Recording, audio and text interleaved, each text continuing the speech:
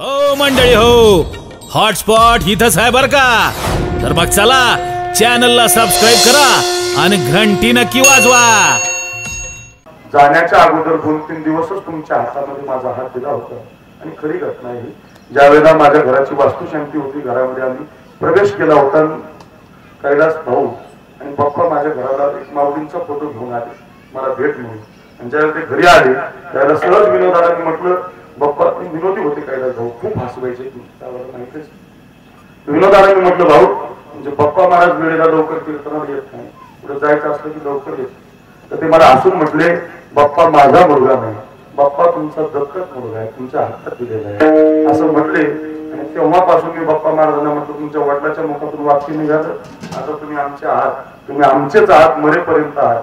म्हटलं होतं की आपण कुणाचं तरी कीर्तन घेऊ, मी चाल म्हणतो, उभा राहतो. म्हटलं नाही, भाऊंची इच्छा होते आणि भाऊंचं तुमच्या कीर्तनावर प्रेम होतं.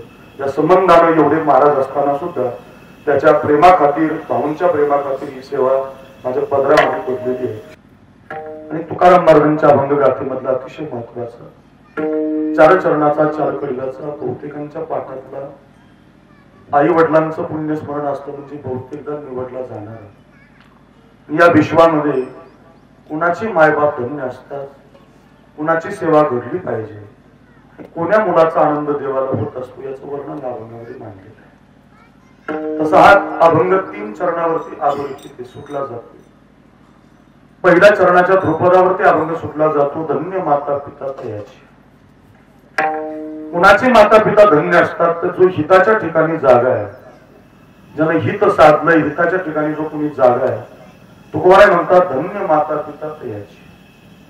ज्याच्या कुळामध्ये कुलवान मुलं जन्माला येतात, सात्विक मुलं जन्माला येतात, धन्य माता पिता तयाची. ज्या घरामध्ये गीता भागवताचं पारायण असतं, ती विठ्ठल भक्ती असते, धन्य माता पिता तयाची. ज्या मुलाचा आनंद देवाला होतो, धन्य माता पिता तयाची. एकाच्या ठिकाणी जागणार, कुलवान घराण्यामध्ये सात्विक म्हणून जन्माला येणार, गीता भागवताचं पारायण करणार, अखंड भगवत भक्तीमध्ये विठ्ठलाचं दास्यत्व स्वीकारणार, त्याच्या मायबापाला तुकोबारायांनी धन्यता दिली, धन्य माता पिता तयाची. याच्यावर एक अभंग सोडला जातो. आणखी याच अभंगात दुसऱ्या चरणाच्या दुसऱ्या पदावरती अभंग सोडला जातो, तयाचा हरिक वाक्य देवा. ज्याची माता पिता धन्य आहेत त्याचा आनंद देवाला वाटतो. ज्याच्या घरामध्ये कुलवान मुलं जन्माला येतात त्याचा आनंद देवाला वाटतो. जी मुलं गीता भागवताचं पारायण करतात त्याचा आनंद देवाला वाटतो. आणि जी विठोबाचं सतत दास्यत्व करतात त्याचाही आनंद देवाला वाटतो. तयाचा हरिक वाक्य देवा. आणखी एका चरणावर हा अभंग सुटला जातो, तो म्हणजे तुका म्हणे माझं घरो त्यांची सेवा. मला त्यांची सेवा घडावी ज्यांची माता पिता धन्य आहे, तुका म्हणे माझं घरो त्यांची सेवा. ज्या घरात कुलवान मुलं जन्माला येतात, तुका म्हणे माझं घरो त्यांची सेवा. ज्या घराच्या मुलाचा आनंद देवाला वाटतो, तुका म्हणे माझं घरो त्यांची सेवा. जी मुलं गीता भागवताचं पारायण करतात, तुका म्हणे माझं घरो त्यांची. आणि ज्या घरामध्ये विठ्ठल भक्ती आहे, तुका म्हणे माझं घरो त्यांची सेवा. असा 2-3 चरणावरती हा अभंग अधोरेखित आहे. त्याचं चिंतन मांडता येतं. पण आज आपल्याला चिंतन जे करायचं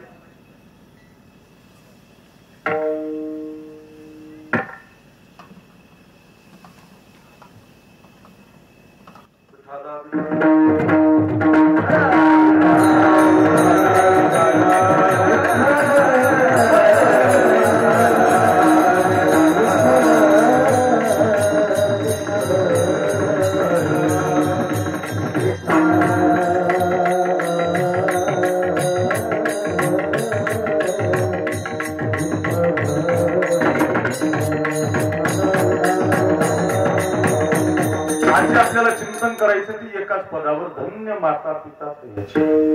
कुणाचे मायबाप धन्य असतात याचं चिंतन मी तुम्हाला 12 वाजेपर्यंत देणार आहे. पुढच्या 15-20 मिनिटांमध्ये आपल्याला सगळ्या महाराज लोकांच्या श्रद्धांजल्या घ्यायच्या आणि राहिलेल्या 1-1.25 तासामध्ये थांबायचं आहे. पैकी अल्पसा पुजार आहे आपल्या या पवित्र बेलगाव नगरीला. गेल्या वर्षी आमच्या बाप्पा महाराजांच्या वडिलांचं निधन झालं. खूप दुःखाचा डोंगर त्यांच्या परिवारावर त्यांच्या कोसळला. खूप वाईट घटना घडली. अगोदरच 1-2 वर्षापूर्वी आई गेली होती. आईचं दुःख पुढे सावरत नव्हतं, पुढे त्याच्यातून उभारी घेत नव्हते महाराज.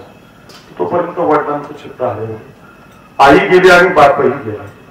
एक तर आई गेल्यानंतर तसं दोन्ही पण जाऊच नाही, पण आई गेल्यावर निदान बाप राहिला आणि बाप जर गेला तर आई राहिली. माझ्या घरामध्ये माझा बाप गेला पण आमची आई जिवंत आहे आणि बापाचं काम आई पण करत. एखाद्या वेळेला बाप गेला तर आई बापाचंही नेतृत्व उभारते, आईचंही प्रेम देते. एखाद्या वेळेला आई गेली तर बाप त्या आईची ऊब भरून काढत असतो. मात्र महाराजांचं दुर्भाग्य आहे की आईही लवकर गेली आणि बापही लवकर गेला.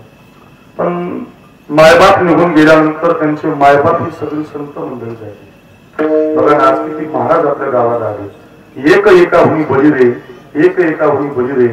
वारकरी संप्रदायातल्या उत्तुंग शिखरावरती काम करणारी सगळी मंडळी आज या मंडपात आहे. याचा अर्थ असा आहे की कैलासराव आणि आमच्या माता महाराजांच्या आई दोन्ही पण जरी निघून गेल्या असल्या तरी कैलासराव आणि त्यांच्या आई म्हणत असतील, बाप्पा महाराज, कृष्णा महाराज, काळजी करू नका.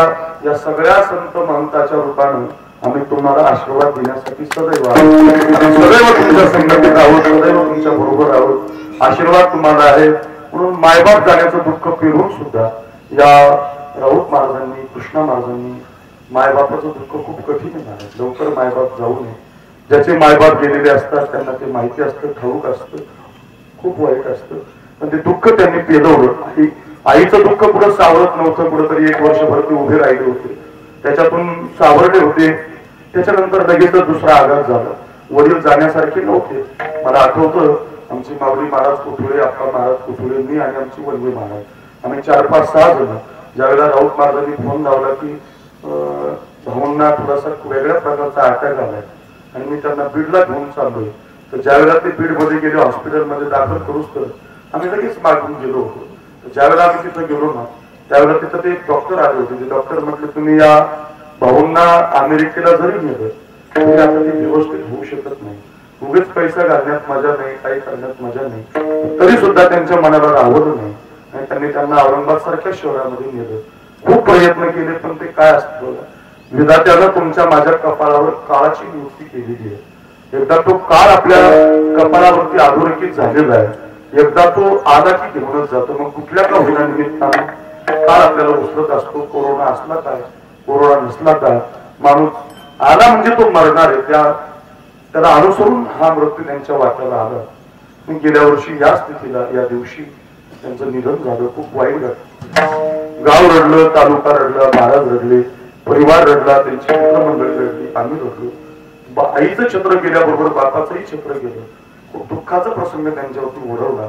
1 वर्षभर त्याच्यातून महाराज सावरता सावरता सावरता कुठेतरी आजचा दिवस उजाडला आणि आज पुन्हा एकदा आपल्या वडिलांना श्रद्धांजली, तिळांजली देण्यासाठी 5-7 दिवसापासून त्यांनी तयारी केली. महाराज कार्यक्रम करावाच लागेल का, कारण त्यांचं मन नव्हतं, त्यांचं हृदय सांगत नव्हतं, कारण खूप मोठा दुःखाचा आघात आहे. वडील गेल्यानंतर पहिल्या वर्षी कीर्तन करणं सोपं नाही, मला माहिती, खूप अवघड असतं. महाराज पैसा लागतो, प्रचंड मेहनत लागते. एकूण ते एक येते, एकच बहीण आहे, राणी एक आहे आणि कृष्णा एक आहे, दोघेच जण आहेत. कोण त्यांना त्याचं सहकार्य करणार, तरी गावातली मंडळी सहकार्य करतात ते खरं, पण कर्तृत्व ज्याला त्याला करावं लागतं, ज्याचे त्याचे पैसे, ज्याची ज्याची मांडणी, ज्याचे त्याला एखाद्याला सांगायचं राहून जातं, एखाद्याला बोलायचं राहून जातं, अनंत गोष्टी त्याच्यामध्ये येत असतात.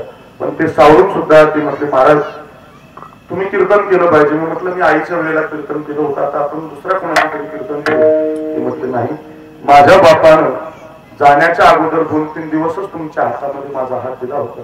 आणि खरी घटना आहे, ज्या वेळेला माझ्या घराची वास्तुशांती होती, घरामध्ये आम्ही प्रवेश केला होता, कैलास भाऊ आणि बाप्पा माझ्या घराला एक माऊलींचा फोटो घेऊन आले मला भेट म्हणून. आणि ज्यावेळेला ते घरी आले त्यावेळेला सहज विनोदाला म्हटलं, बाप्पा विनोदी होते कैलास भाऊ, खूप हसवायचे, माहितीच. विनोदाला मी म्हटलं, भाऊ म्हणजे बाप्पा महाराज वेळेला लवकर कीर्तनाला येत नाही, पुढे जायचं असलं की लवकर येत. तर ते मला हसून म्हटले, बाप्पा माझा मुलगा नाही, बाप्पा तुमचा दत्तक मुलगा आहे, तुमच्या हातात दिलेला आहे असं म्हटले.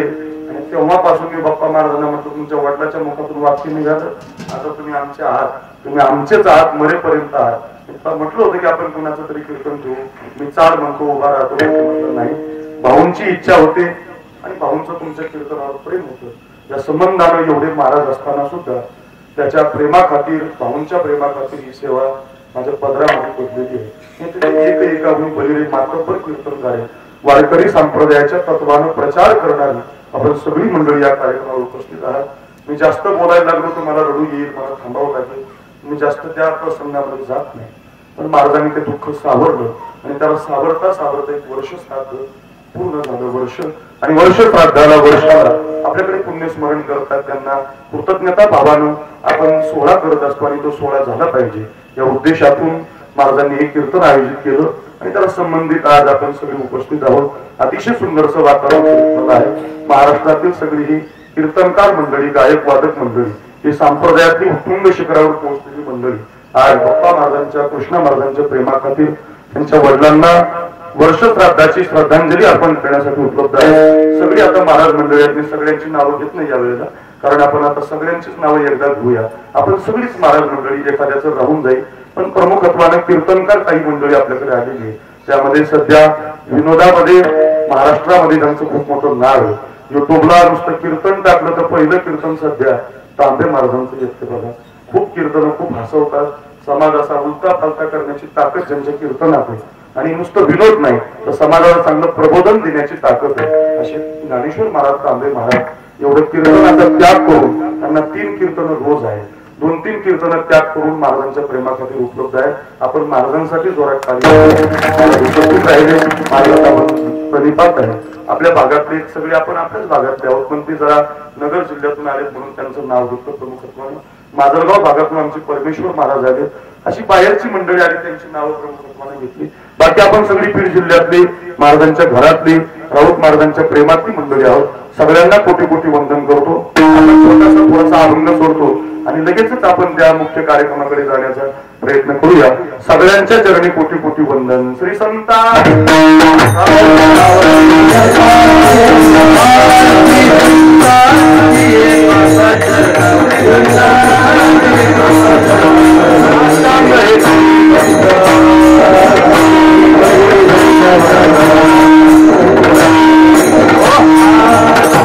सगळ्यांच्या चरणी नतमस्तक होतो. अभंगाला, कीर्तनाला सुरुवात करतो. बापही गेलाय आणि आई पण गेली. म्हणून वारकरी कुटुंबाचा सात्विक मुलगा जन्माला घालणारी मायबाप ज्या दिवशी निघून जातात आणि ती कर्तृत्व करून जातात, म्हणून त्या प्रकारचा अभंग आपण घेतलाय. धन्य माता पिता तयाची.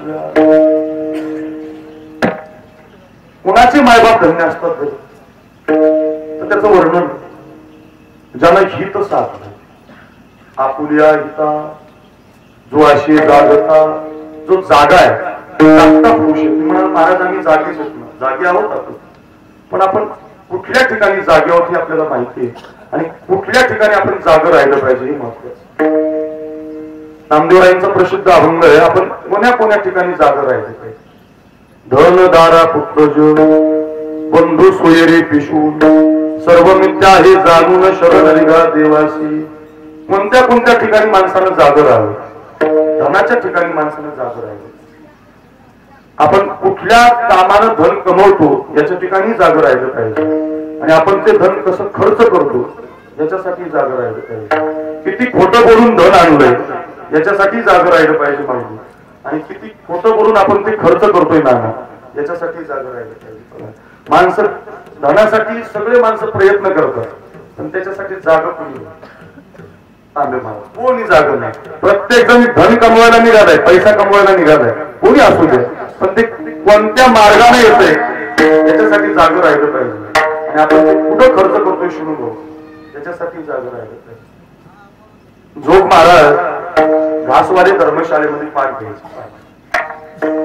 जोग महाराजांची संस्था स्थापन होण्याच्या अगोदरची नवी आहे, नवी आणि जुनी पहिली संस्था 4 विद्यार्थी होते जोग महाराजांचे. रामेश्वर महाराज, बंकर स्वामी महाराज, गुरुनाम गुरु मामासाहेब महाराज, लक्ष्मण बुवा गुरव, मारुती बाबा गुरव आणि इगतपुरीकर महाराज, असे 4 शिष्य महाराजांचे. आणि 4 शिष्याला धरून संस्था उभी राहिली घासवाले. आणि घासवालेमध्ये पाठ शिकवत असताना 2 तासाचा पहाटे 5 ते 7 या वेळामध्ये ज्ञानेश्वरीचा पाठ चालायचा. कुठून तरी पुण्यातल्या एका श्रीमंत माणसाला, धनाढ्य माणसाला बातमी कळाली की जोग महाराज होते, कुणीतरी महाराज आहेत आणि आळंदीला घासवाले धर्मशाळेत जोग महाराज ज्ञानेश्वरी शिकवतो. श्रीमंत होता, धनाढ्य होता, भरपूर पैसा होता, 2 नंबरचा पैसा कमवलेला होता. आणि तांबे महाराज तो श्रीमंत व्यक्ती झोप महाराजांकडे आला. माऊलीचं दर्शन घेतलं आणि झोप महाराजांना म्हटलं, महाराज मला असं कळालं बघ की तुम्हाला झोप तुमच्या नावाने संस्था बांधायची, तुम्हाला गुरुकुल तयार करायची, संस्था तयार करायची, त्याच्यासाठी तुम्ही बांधकामासाठी निधी पाहताय, लोकांची मदत पाहताय. तर म्हटले माझ्या कानावर बातमी आली, मी तुमची संस्था एकटा बांधून, तुमची जी संस्था 1 मजली 2 मजली काय बांधायची ती एकटा बांधून देतो म्हटलं. एवढा पैसा आहे माझा, तुम्हाला जेवढे पैसे पाहिजे तेवढे मागा, काय पाहिजे ते मागा. पण म्हटले माझी विनंती, तुम्हाला जे लागेल ते देतो. तुम्ही जे 5 ते 7 ही ज्ञानेश्वरी पोरांना शिकवता ती मला 5 ते 7 यायला वेळ नाही, मला कामं असतात, त्यामुळे दुपारी 12 ते 2 या वेळेमध्ये मला शिकव, मला ज्ञानेश्वरी ऐकायची. झोप महाराज म्हटले नाही बघ, तुम्हाला ज्ञानेश्वरी ऐकायला आमचा विरोध नाही, तुम्ही श्रीमंत आहात त्याच्याबद्दलही आमचं काही मत नाही. तुम्हाला ज्ञानेश्वरीच ऐकायची असेल तर तुम्हाला संस्थेच्या गणवेशात चप्पी करून, धोतर घालून, नेहरू घालून, टोपी घालून आमच्या विद्यार्थ्याप्रमाणे पहाटे 5 वाजता यावं. आम्ही त्या वेळात पाठ घेऊ शकत नाही. नाही म्हटलं महाराज तुम्ही ऐका माझं, मी तुम्हाला संस्था बांधून देतो, मी तुम्हाला पैसे देतो, तुमच्या सगळ्या विद्यार्थ्यांना काय लागतं ते पुरवतो, आळंदीत जे पाहिजे ते देतो, खूप धनाचे, खूप श्रीमंत आहे, पैसा ठेवायला जागा नाही. लोक महाराज म्हटले असतील तुझ्याकडे पैसे, पण मी माझ्या वेळेत पाठ घेऊ शकतो, मला ते जमणार नाही. 5 ते 7 याच वेळेत तुम्ही आलं पाहिजे, मी शिकवतो ज्ञानेश्वरी. ज्या वेळेत विद्यार्थ्यांना शिकवतो त्याच वेळेत तुम्ही या, तुम्हाला ज्ञानेश्वरी सांगतो. नाही म्हटलं तुम्ही माझ्या वेळेत शिकवलं पाहिजे. लोक महाराजांनी नकार दिला आणि तो माणूस रागानं लोक महाराजांना म्हटलं, महाराज माझ्या एवढा श्रीमंत माणूस तुम्हाला संस्था बांधून द्यायला भेटणार नाही. झोप महाराज त्याला म्हटले, राजा तुला सुद्धा माझ्यासारखा नियमाचा माणूस आहे, माझ्यासारखा माणूस आहे. तू जरी श्रीमंत असला तर तुझं येणारं धन, तू कमावणारं धन कुठल्या मार्गाचं आहे ते मला माहिती आहे. तुझं धन आमच्या संस्थेला नको, तुझं धन आमच्या बांधकामाला नको, तुझं धन आमच्या विद्यार्थ्याच्या गुरुकुलाला नको. अर्थ एकच आहे, सिद्धांत एवढाच आहे, धन कोणत्या मार्गाने येतं याच्या ठिकाणी जागा राहिलं पाहिजे माऊली महाराज. आणि धन कुठल्या मार्गाने जातंय याच्यासाठी जागा राहिलं पाहिजे. तुकाराम महाराजांनी याच्यासाठी स्वतंत्र अभंग लिहिला, धनाचा उपयोग कसा करावा, धनाचा व्यवहार कसा करावा. जोडोनिया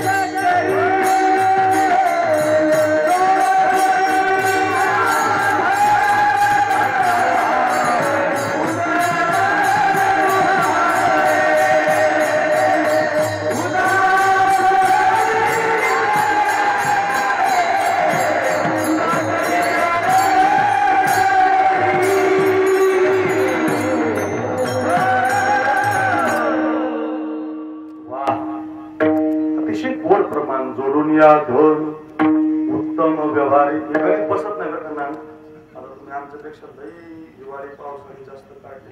उत्तम व्यवहार पैसा हे गणितच जुळत.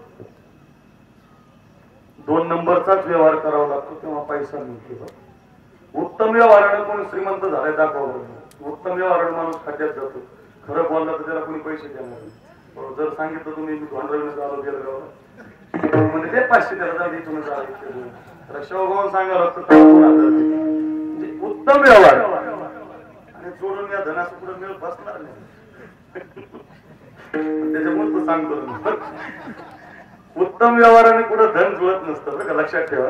पण तुकोबाराय म्हटलं ते काय असेल ते तुमचं प्रारब्ध असेल, पण धनाच्या ठिकाणी तुम्ही जागा राहिलं पाहिजे. कोणत्या मार्गाने येतंय कोणत्या मार्गाने जातंय. चला धन. दुसरा एक शब्द दिलाय दारा. दारा म्हणजे बायको.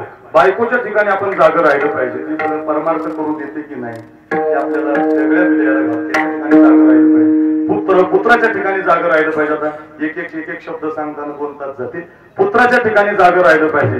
पुत्राच्या ठिकाणी आपण जागा असलं पाहिजे. त्याच्या हातात लगेचच कपाटाची चावी आणि गाडीची चावी दिली नाही पाहिजे. त्याच्या ठिकाणी जागा असलं पाहिजे. धन दारा पुत्र जन. जनाच्या ठिकाणी एक जागा राहिलं पाहिजे. खूप डोक्यावर घेतात लोक, कधी कधी खाली पाडतात. जनाच्या ठिकाणी जागा राहिलं पाहिजे. पुत्र बंधू बाबाच्या ठिकाणी जागा राहिलं पाहिजे. आपला पैसा भाऊ कुठं खर्च करतो याचा विचार केला पाहिजे. बंधू सोयरे. सोयऱ्याच्या ठिकाणी जागा राहिलं पाहिजे. पिशून. पिशून म्हणजे वैरी. वैऱ्याच्या ठिकाणी जागा राहिलं याच्यासाठी सांगतो. हे सगळं संत याच्यासाठी सांगतात तुम्ही जागं बनलं पाहिजे. हित साधलं पाहिजे. याच्या ठिकाणी जागा असतं. एक सोपी व्याख्या सांगू तांबे महाराज.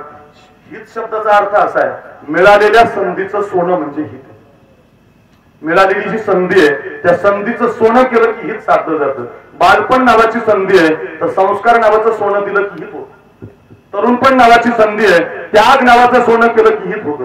म्हातारपण नावाची संधी आहे भजन नावाचं सोनं केलं की हित होतं. एक मिनिटात सांगतो. बालपणात तुम्ही तुमची मुलं लहान आहेत त्यांना बालपणात संधीचं सोनं म्हणजे त्यांना संस्कार. खूप श्रीमंत बनू नका. खूप पैसा त्यांच्यासाठी कमवून ठेवू नका. तुम्ही तुमच्या लेकराला संस्कार द्या. तुम्ही अजून बघा ज्या घरात श्रीमंतही आहे आणि ज्या घरात संस्कार आहेत ना ते घर खूप पवित्र आहेत. संस्कार दिले पाहिजे. म्हणून ती राष्ट्रमाता जिजाऊ शिवरायांना बालपणामध्ये संस्कार देते. सध्या 19 फेब्रुवारीची सगळ्या महाराजांना 2-2, 3-3 कीर्तन आहेत. सगळे महाराज राज पुन्हा जन्माला या, राज पुन्हा जन्माला या, राज पुन्हा जन्माला या, राज पुन्हा या. राज कधी असे जन्माला येत नसतात. राज जन्माला घालायचा राष्ट्रमाता जिजाऊ सारखी पवित्र पूस लागते. आईच्या गर्भात उगली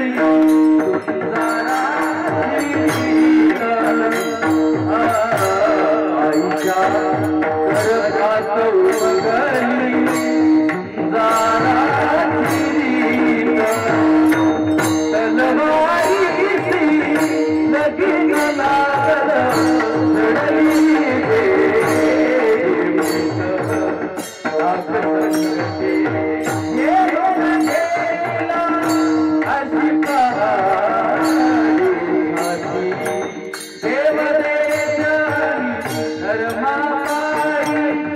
देवदेशानी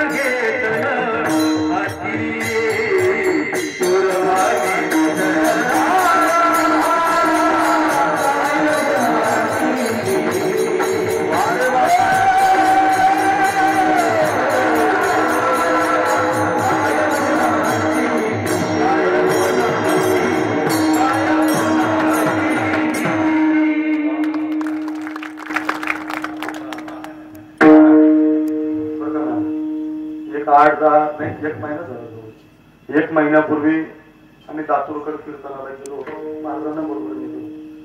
कीर्तनकार असताना सुद्धा आले होते ते माझ्याबरोबर आणि कीर्तनात असं म्हटले ते पण मी त्यांना म्हटलं इथून पुढे रोज कीर्तनात म्हणायचं तुमचे रोज 2 कीर्तन होते. तर सध्या 2 कीर्तन रोज येतात त्याचं कारण सांगतो काय गीत लय भारी आहे महाराज. जरी आताच्या कवीनं लिहिलेलं असतं ना तरी सुद्धा इतकं पावर आहे त्याच्यामध्ये, इतके सुंदर शब्द आहेत त्याचे. ते ऐकल्यानंतर हृदयातल्या भावना जाग करणारं गीत आहे महाराज. आईच्या गर्भात उमगली सुंदराची गोड गायला पाहिजे त्याच्यात जागा नाही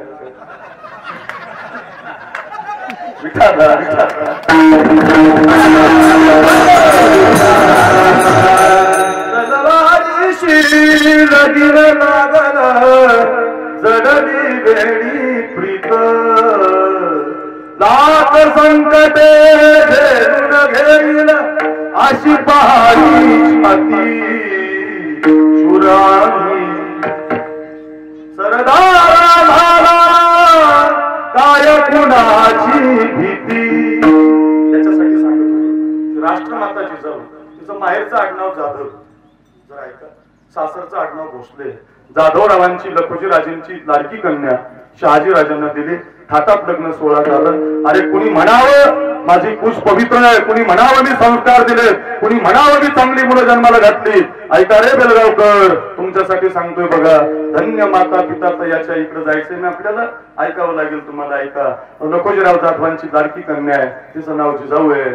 थाटात लग्न पार पडलं, आनंदात लग्नाचा सोहळा पार पडला आणि भोसलेंची सून झाली जिजाऊ. शिवभाऊ हो. आणि लग्न झाल्यानंतर आपल्या मराठ्याला हिंदुस्थानाला महाराष्ट्राला एक श्राप आहे. दुसरे लोक येतात आणि आपल्यात भांडण लावून जातात.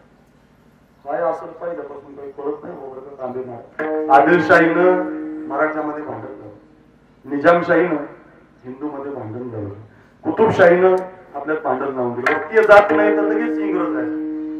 त्यांनी लगेच माळी रेन, कुंभी रेन, धनगर रेन, मराठा रेन, ब्राह्मण रेन त्याच्यात भांडण लावून दिलं. बरं ते जात नाही तर पुढा घ्या. ते कुणावर डोकं काढून माळी माझं, धनगर माझं, कुंभी माझं, मराठा माझं, त्यो माझं, ह्यो माझं. अरे रे खूप वाईट. मताच्या जोगव्यासाठी लाचार केलं जातं आणि आपल्याला जातीभेदामध्ये अडकवलं जातं.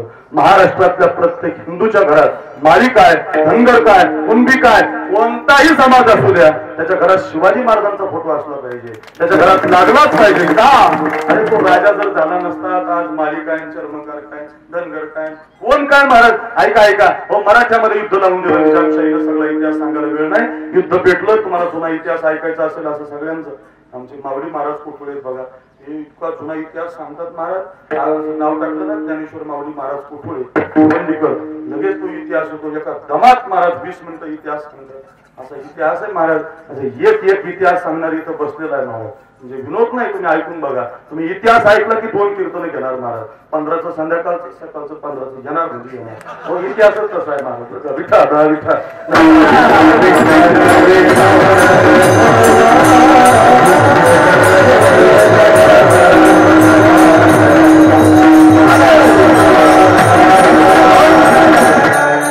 माहेरचं आडनाव जाधव आहे, लक्ष देऊन आहे. सासरचं आडनाव भोसले. भोसलेंना लाडकी कन्या दिली. थाटामाटामध्ये लग्न झालं ना आणि भांडण लावून दिलं निजामशाहीनं. आणि भांडणामध्ये जाधवन भोसलेंचं इतकं युद्ध पेटलं. आपल्या मराठ्यातच युद्ध चांगलं नाही, आपल्यात युद्ध चांगलं नाही. भावानेच भावाशी काय भांडावं, मराठ्यानेच माळ्याशी काय भांडावं, माळ्याने धनगराशी काय भांडावं. असं भांडत जाऊ नका. खरंच सांगतो, ऐका ऐका, युद्ध आपापसात भिडलं, तलवारी आपापसात भिडल्या. आता जाधवाचे बरेच सरदार जमिनीला पडले, आता भोसलेंचे बरेच सरदार जमिनीला पडले. आता एक एक सरदार मरत होता आणि भोसलेंच्या तलवारीनं दत्ता जाधव नावाचा पोरगा धर्मीला पडला आणि माझा मुलगा भोसलेंच्या तलवारीनं खाली पडला. ही बातमी 60 वर्षाच्या लखोजीरावांच्या कानावर गेली. ज्ञानाची तलवार उपसली आणि 60 वर्षाचा माथारा तळपत्या सूर्यासारखा लढायला लागला. एक एक तलवार, एक एक सपास फवार करायला लागला. भोसलेंचा एक एक सरदार संपायला लागला. आता भोसलेचे सरदार संपत आले होते, लखोजी तळपत होता, तलवार घोडत होती आणि आता ती तलवार ज्याला लाडकी कन्या दिली त्या जावयाच्या तलवारीवर आलोय. किती वाईट आहे बघा. ज्याला मुलगी दिली त्या जावयावरती तलवार आढळली. आता एका बाजूला कुंकू आहे, एका बाजूला जन्म देणारा बाप आहे. बाप तरी मरतोय गडे आता, तो कुंकू तरी संपतय. असं युद्ध पेटलंय रे. आता बाप तरी जातोय जन्म देणारा, नाहीतरी कुंकू तरी संपतय. युद्ध आपापसात आहे. आता काय करावं. जिजामाता युद्ध पाहत होती. अरे कुणाच्या पोटी राजा जन्माला येतात, कुणाची कुश पवित्र असते, कोणी म्हणावं बाळपणात संस्कार दिले. ऐका, तलवारी आपापसात भिडल्या, बाप तरी मरतोय, कुंकू तरी संपतोय. अरे ऐका, त्या जिजामातेनं ज्ञानातली तलवार काढली सचिन महाराज आणि आपल्या बापाला आडवी लावली. बाबा, अगोदर माझ्याशी युद्ध करा, अगोदर मला पाडा, अगोदर माझा निपात करा, मग माझ्या कुंकुवाची वाढ धरा. अशा वाघिणीच्या पोटी वाघ जन्माला येतो. बायको 2 दिवस माहेरी जाऊ दिली नाही तर करपालेल्या चपात्या खावा लागतात. कुंभट टोल होतं तिचं आपल्याला पाहत नाही ती महाराज. आपण आलं तर पलीकडच्या रूम मध्ये जाते. अरे 2 दिवस बायको नाही जवळ तांबे महाराज बाबा सुद्धा पाहत नाही. ते आपलं केवढा कीर्तन केसरी असलं काही घेणं नाही तिला. लक्षात ठेवा, बायको जर 2 दिवस माहेरी जाऊ दिली नाही तर बोलत नाही आपल्याला. तिनं बापाला तलवार आडी लावली माऊली. बापाला अगोदर माझ्याशी युद्ध करा, मला संपवा, मग माझ्या कुंकुवाची वाढ धरा. अशा वाघिणीच्या पोटी वाघ जन्माला येतो. ती म्हणायची जिजाऊ, हे राजा तो कोणा नाज मिळाला पाहिजे, हे राजा तो पुरंदर मिळाला पाहिजे, हे शिवबा तो आपल्याकडे आला पाहिजे, ते बघ तो बाजीप्रभू आपल्याकडे आला पाहिजे, ते बघ ते बांधल बांधल बांधल पावनखिंड पाहिला रात्री माऊली. हो असं असं आलं पाहिजे माझ्याकडे, पाहिजे मला, मिळालं पाहिजे. ऐका ऐका, लक्षात ठेवा, या आईनं सांगितलंय आणि राजांनी संध्याकाळपर्यंत आईच्या पायावर आणून ठेवलंय. महादेव महाराज, अर्थ एकच आहे की बालपणामध्ये संस्कार हे संधीचं सोनं आहे. तुम्ही बालपणात तुमच्या लेकराला संस्कार देत असाल तर संधीचं सोनं होत असतं. आणि संधीचं सोनं म्हणजे हित आहे. बालपणातलं हित काय तर संस्कार द्या. चला पुढे तरुणपण, त्याग त्याग. तरुणपणामध्ये त्याग नावाच्या संधीचं सोनं करा. ज्यांनी तरुणपणामध्ये त्याग नावाच्या संधीचं सोनं केले ना त्यांनी खरं हित साधलंय. सांगू द्या, वयाच्या 23व्या वर्षी महादेव बाबा त्या भगतसिंहाला फासावर देणार होते. फासावर तांबे महाराज द्यायचं होतं फासावर. आणि आता तो दिवस उजाडला ना आणि त्या जेलरनं कारागृहाचं कुठं उघडलं आणि तो जेलर आणायला गेला तर तो जेलर हिंदूचा होता. त्याच्या डोळ्यात आसूच्या धारा लागल्या. त्याला वाटलं राव माझ्या देशातला तरणा बाण पोरगा मला फासावर द्यायचा, काय माझ्यावर पाळी आली. म्हणून तो जेलर रडायला लागला. तो त्याने कारागृहाचं कुलूप उघडलं, कारागृहात घुसला. आता 1 तासानं फासावर न्यायचं होतं. वेळ सकाळची होती आणि त्या उड्यात त्यांच्या जेलरने पाहिलं तर तो भगतसिंह ध्यान करत होता. सूर्यनमस्कार बैठका मारत होता आणि त्या जेलरनं डोक्याला हात लावला. जेल म्हटलं, हे भगत, अरे व्यायाम काय करतो, बैठका काय मारतो, सूर्यनमस्कार काय करतो. राजा 1 तासानं फासावर जायचं राजा, 1 तासानं लटकायचंय राजा, अरे 1 तासानं मरायचंय राजा. व्यायाम जगण्यासाठी असतो, व्यायाम बॉडीसाठी असतो, व्यायाम शरीरासाठी असतो. राजा 1 तासानं मरायचं आणि व्यायाम करून फायदा का. जेलरनं विचारलं आणि त्या जेलरला त्या भगतसिंहानं दिलेलं उत्तर घरी घेऊन जा. तो भगतसिंह म्हटला, जेलर बरोबर आहे तुमचं, व्यायाम जगण्यासाठी, बॉडीसाठी, शरीरासाठी, आणि मला तर मरायचं, माझा काय फायदा. पण काय म्हटले, माझी आई नाही रोज मंदिरातल्या देवाची पूजा करते, तर मंदिरातल्या देवाची पूजा करायला अशी टोपलीभर फुलं घेऊन येते. माझी सगळ्या झाडाची वेगवेगळी फुलं आणते, तर माझी आई त्या सगळ्या झाडाची आणलेली फुलं देवाला वाट नाही हो. त्या सगळ्या झाडातलं एक ताजं फुल, स्वच्छ फुल, न सुकलेलं फुल बाजूला काढते आणि माझी आई प्रयत्नपूर्वक देवाच्या पायावर ताजच फुल वाहते. मी लहानपणापासून पाहिलं जेलर, माझी आई देवाला सुकलेलं फुल देत नाही, निरागस फुल देत नाही, असं वायाला गेलेलं फुल देत नाही. जे फुल ताजं आहे, जे फुल स्वच्छ आहे, जे फुल एकदम सुंदर आहे तेच फुल बाजूला काढते आणि माझी आई देवाच्या पायावर वाहते. मी लहानपणापासून पाहिले. फक्त फरक एवढा आहे जेलर, माझ्या आईचा देव मंदिरातला आहे आणि माझा देव भारत माता आहे. माझी आई त्या देवाची भाविक आहे आणि मी देशाचा भाविक आहे. ऐका ना जेलर, माझी आई जर तिच्या देवाला ताजं फुल देते, स्वच्छ फुल देते, न सुकलेलं फुल देते, तर माझ्या देवासाठी मला जायचंय.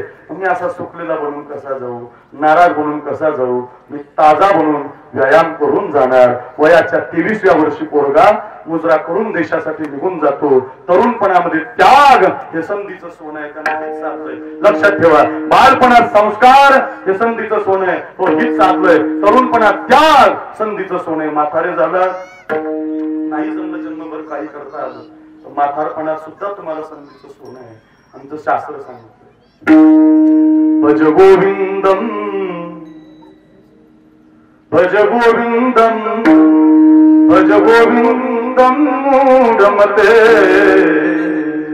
असं म्हातारपणामध्ये भजन केलं पाहिजे. म्हातारपणात भजन हे संधीचं सोनं आहे, तरुणपणात त्याग संधीचं सोनं आहे, बालपणात संस्कार संधीचं सोनं आहे. संधीचं सोनं म्हणजे हित असतं, हित साधलं पाहिजे. महाराज 12 वाजले, तुमची वेळ संपत आली, कळलं आम्हाला. एवढे महाराज आले, त्यांना बोलायचे, लक्षात आलं आमच्या. हित साधलं पाहिजे, हित साधलं पाहिजे, हित साधलं पाहिजे, कळलं. पण असं हित जो साधतो त्याच्या जीवनात फळ काय मिळतं? महाराज म्हणतात, जो कोणी हिताच्या ठिकाणी जागा आहे त्याच्या माय बापाला धन्यता.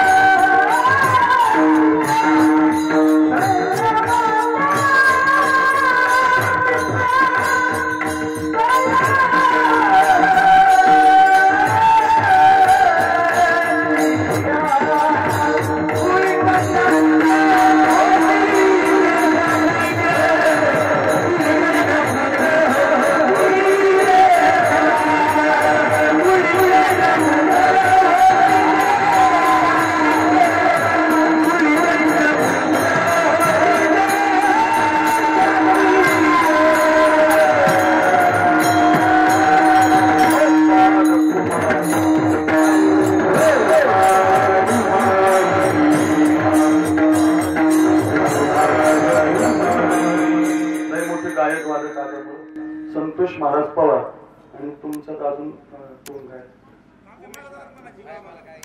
संतोष महाराज पवार आणि उमेश महाराज आपुले आहे संतोष महाराज पवार उमेश महाराज चव्हाण जातोय हा आपुले आहे शेवटची घ्यायची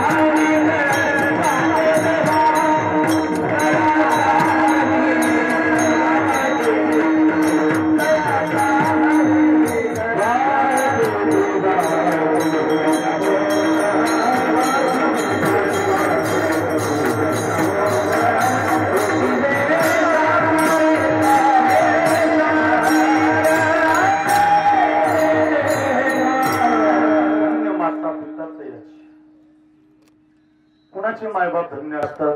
अभंगाच्या पहिल्या चरणापर्यंत आपण आलो. एक छोटस उदाहरण 2-5 मिनिटाचं देतो आणि थांबतो. माता पिता कोणाचे धन्य असतात, लक्ष देऊ नये.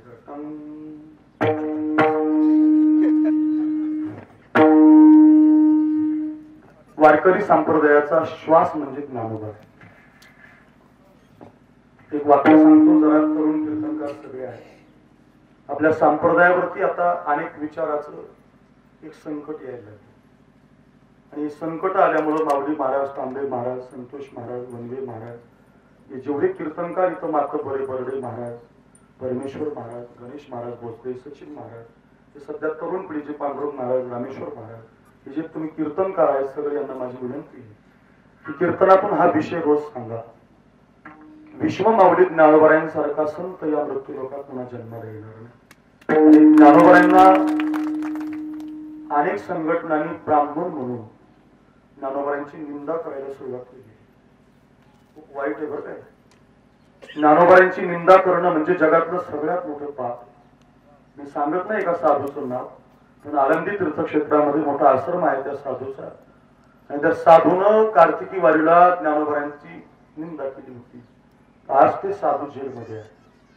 मी एक वाक्य सांगतो, तुम्ही एखाद्या वेळेला देवाची निंदा करा, माझ्या माऊलीची निंदा करू. या विश्वात ज्ञानोबारायांसारखा साधू नाही महाराज. खरंच सांगतो रे, या 2 वर्षात खूप वाईट झालं ना. कोरोना आला आणि वारकऱ्याचे 2 श्वासच बंद करून गेला. देवाच्या पायाला कपाळ लागत नाही रे, 2 वर्ष झाले, आणि माऊलीच्या समाधीला एक कपाळ लागत नाही. साखरे महाराज लय गाजलाय, लय गोड कीर्तन करतो, लय त्याचा आवाज गोडे. तांबे महाराज लय भारी विनोद करतो, संतोष वनवे महाराज चांगला गातो, माऊली महाराज इतिहास सांगतो. हे आमचं काही नाही रे. हे उत्तम नाना मोठ्यांनी मला आळंदीला टाकलं होतं शिकायला. ऐका मी 10-12 वर्ष आळंदीला राहिलो. माझ्या सकाळच्या सत्रामध्ये मंदिरात गेलो की हे कपाळ माऊलीच्या समाधीला लावायचो, आणि संध्याकाळी एकदा हे कपाळ माऊलीच्या समाधीला लावायचो. 10 वर्षामध्ये सकाळी एकदा आणि संध्याकाळी एकदा हे बसलेल्या महाराज मंडळीचं कपाळ माऊलीच्या समाधीला लागलं तर सगळ्यांचं कपाळ बदलून गेलं.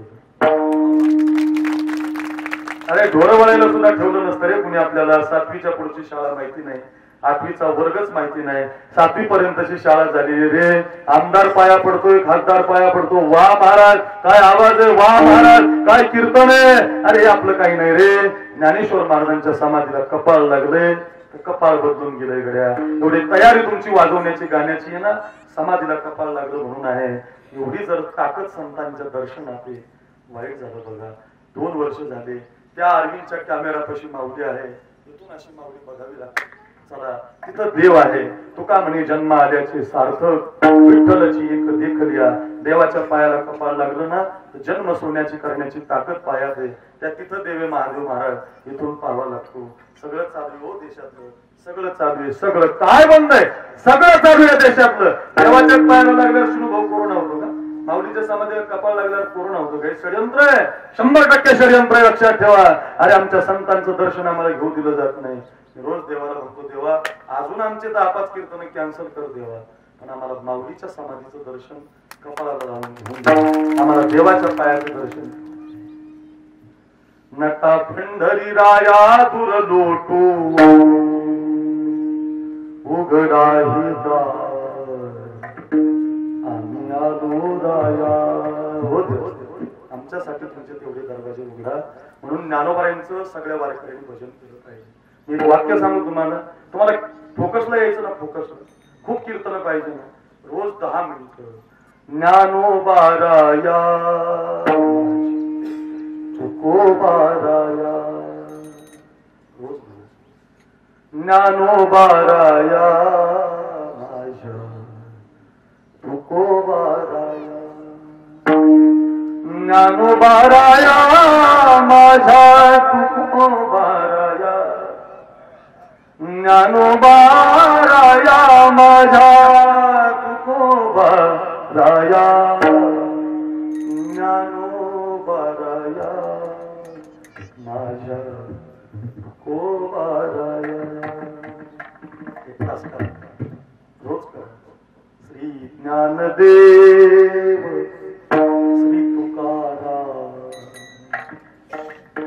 श्री ज्ञानदेव श्री तुकाराम. ज्ञानदेव श्री तुकाराम, श्री ज्ञानदेव श्री तुकाराम. काही नाही नाना एवढं जमलं बघा. रोज असे भजन करतो ना म्हणून लोक म्हणतात वा महाराज तुमचं कीर्तन पाहिजे. 5 मे पर्यंतची रात्र रिकामी नाही. सकाळ दुपार संध्याकाळ लोक कीर्तन मागतात. हे काही नाही, हे ज्ञानोबरामुळे आहे. आज आम्ही जे सगळे दिसतोय ना तुम्हाला विश्व माऊली ज्ञानोबरांची कृपा आहे. पण ऐका, वयाच्या 22व्या वर्षी माऊलीला समाधी द्यायची होती. देव निवृत्तियान करीले दोन्ही कर, जातो ज्ञानेश्वर, जातो ज्ञानेश्वर बैसावया आनंदी हे गाव पुण्यभूमी आनंदी हे गाव. विमानांची दाटी पुष्पाचा वर्षाव, स्वर्गी हुनी देव, स्वर्गी हुनी देव करिता ती आनंदी हे गाव. या विश्वातले सगळे कपी, सगळे कपी, सगळे संत, या विश्वातले सगळे माणसं कुठे एकत्रित येतात? माझ्या माऊलीच्या समाधीला एकत्र येतात. 22व्या वर्षी ज्ञानेश्वरी, अमृतानुभव, चांगले 65 हरिपाठ या 4 ग्रंथाची निर्माण करणारे माझे ज्ञानोबा आहे. अरे अमेरिकेसारख्या प्रगतशील देशानं, अमेरिका म्हणजे दुष्काळ नाही, लाईट जात नाही, अमेरिकेला सगळ्या सुविधा आहेत, महासत्ता देश आहे अमेरिका. पण अमेरिकेनं ज्ञानोबांची ज्ञानेश्वरी इंग्लिश मध्ये केली आणि लोक तिकाची पारायण करायला लागली. एवढी ताकद माझ्या माऊलीच्या ग्रंथामध्ये, एक एक अक्षर, एक एक ओळी, एक एक नामस्मरण तुम्हाला मुक्त करणार आहे. ज्ञानदेव ज्ञानदेव म्हणतात, ज्ञानदेव देतो आणि वासुदेवाची होतो अखंड वदनी देतो. एवढी ताकद ज्ञानोबरामध्ये म्हणजे एवढी ताकद माझ्या माऊलीमध्ये आहे, माझ्या संतांमध्ये आहे. आणि त्या ज्ञानोबरांना 22व्या वर्षी समाधीला बसवत असताना या विश्वातले सगळे संत रडायला लागले. या विश्वातले जपी तपी दानी, या विश्वातले सगळे जण रडत होते. आणि रडता रडता ज्याने कधी प्रवृत्तीच ग्रासली नाही त्यांना निवृत्ती नाही. ज्याला प्रवृत्ती माहिती नाही, माया माहिती नाही, त्या निवृत्तीनाथ महाराजांनी माऊलीचा हात धरल्यानंतर 22 वर्षाचा माझा भाऊ समाधीला जाणार. निवृत्ती महाराज निवृत्ती म्हणे करिता समाधान, काही केल्या राहत नाही, बांधिल्या पिंडीचा, बांधिल्या पिंडीचा सुटलासे आला. आज आमच्या राऊत महाराजांच्या जीवनात असंच. तृण रान माळा पांगदेसे, तृण रान माळा. माऊलींच्या जाण्याने जसा समाज घडतोय ना, निवृत्तीनाथ महाराज म्हणतात हे नामा माय बापे आमा त्यागी रे जेव्हा, तेव्हा ही संकटे आली नाही. आमच्या मायबापाने आम्हाला रात्री झोपेत त्याग केला होता, आम्हाला तेव्हा दुःख झालं नाही, वाईट वाटलं नाही. पण आज मात्र बांधिल्या पिंडीचा नामा म्हणे देवा, नामा म्हणे देवा, देवा देवा पेटला हुताशन, करा समाधान, करा समाधान निवृत्तीचे. निवृत्ती महाराज रडतात, संत रडतात, नामदेवराय रडतात, मुक्ताबाई तरी रडते, सगळे संत रडतात. आपले 12:15 वाजल्यामुळे देव सुद्धा रडायला लागला. आणि रडणाऱ्या देवाला रुक्मिणी माताने विचारलं, हो देवा तुम्ही कर्तुमा कर्तुम अन्यथा कर्तुम शक्तिमान आहात, तुम्ही सर्व शक्तिमान आहेत, विश्वाचे चालक आहेत, मालक आहेत. संत रडतात नवल काय, निवृत्तीनाथ महाराज रडतात नवल काय, सगळे रडू द्या. तुम्ही का रडताय, का रडताय देवा तुम्ही? आणि मग देवानं रुक्मिणीला सांगितलं, अगं रुक्मिणी देवो म्हणते रुक्मिणी हा एकची योगी देखिला नयनी, याची ज्ञान संजीवनी जाणते डोक्यास. धन्य धन्य धडा करी जो या त्या दृष्टीने हाये, तो वाहत येईल काली वैकुंठ भुवनासी जो करील याची यात्रा तो तारील सकळ ही गोत्रा याचे कुळ पवित्रा याचे दर्शनी होती हे रुक्मिणी ज्ञानी यांचा शिरोमणी वंद्य जो का पूज्यस्थान चिंतकाचा चिंतामणी ज्ञानोबा माझा ज्ञानोबा कोण आहे साधकाचा माय बाप दरुषण हरे ताप सर्वाभूती सुखरूप ज्ञानोबा माझा अरे काय ताकद आहे सईचा तो केला पुरुष उभा हो भिंतीला चालू शकतो रेड्याला बोलू शकतो नवल काय विश्वाला मुक्त करण्यासाठी ज्ञानेश्वरी अमृतानुभव खंडू 65 हरिपाठ माझ्या माऊलीनं वयाच्या 22व्या वर्षी दिलाय याच्यासारखं ज्ञान नाही याच्यासारखा जपी नाही याच्यासारखा तपी नाही याच्यासारखा साधू नाही म्हणून सगळेजण रडतो ग रुक्मिणी आता रुक्मिणी माता एवढं ऐकल्यानंतर आईसे सांगता हरीसी प्रेम ओसंडले रुक्मिणीसी काय म्हटली रुक्मिणी माहितीये हो देवा जर एवढे श्रेष्ठ ज्ञानोबा हो ज्ञानेश्वरी एवढं तुम्ही सांगताय ज्ञानोबरांच्या बद्दल जगाचं ज्ञान ज्ञानोबरांकडे कळतंय हो देवा आणि खरंच सांगते तुम्ही जर या माऊलीसाठी रडत असाल या माऊलीचा धन्यता देत असाल ज्ञानोबा धन्य ज्ञानोबा धन्य ज्ञानोबा धन्य ज्ञानदेव धन्य म्हणत असाल मी सांगते देवा तुम्हाला माऊलीला धन्यता देणार नाही मग धन्य धन्य दयाचे कुशी ज्ञानदेव जन्म दे धन्य माता